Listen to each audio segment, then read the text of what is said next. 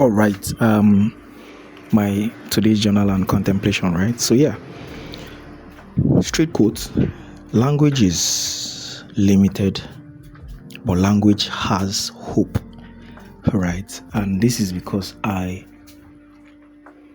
believe that as a human that I am, everything I see, sense, feel, imagine, in my consciousness, in my soul, everything is totally unique to only me.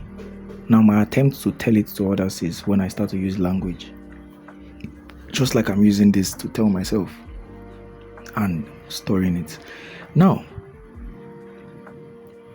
the funny part is the minute you open your mouth to say how you feel, or say what you see, or say what you sense, is gone, but not totally gone. Maybe 80% of it is gone, and what is remaining is 20%. And so that's why language is limited. But language is hopeful because it's able to trap the 20% of what we experience. But immediately we keep quiet, we start experiencing 100% of that thing again.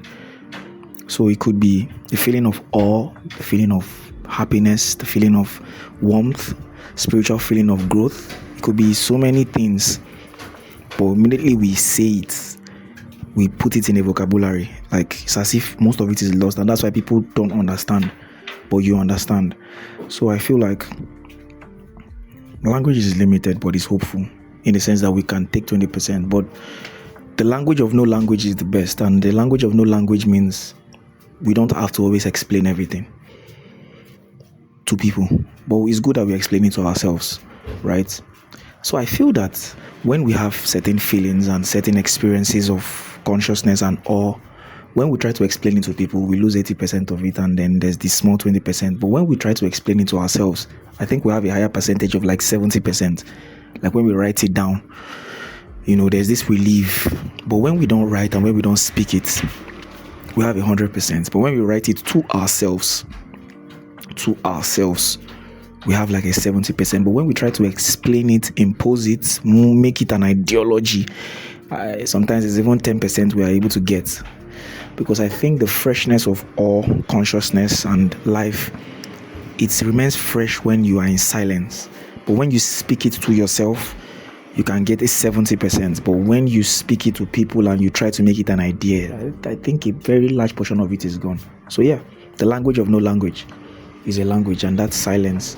That's the first language I feel I should speak. Then the second language is writing it down to myself, recording it to myself. Maybe that's a 70%. And then telling it to others can be a 5%, which should be the last and the most minimal thing to do.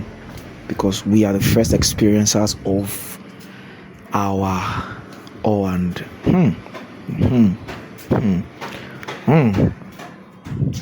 Each time I'm explaining something to myself, the thing explains itself better.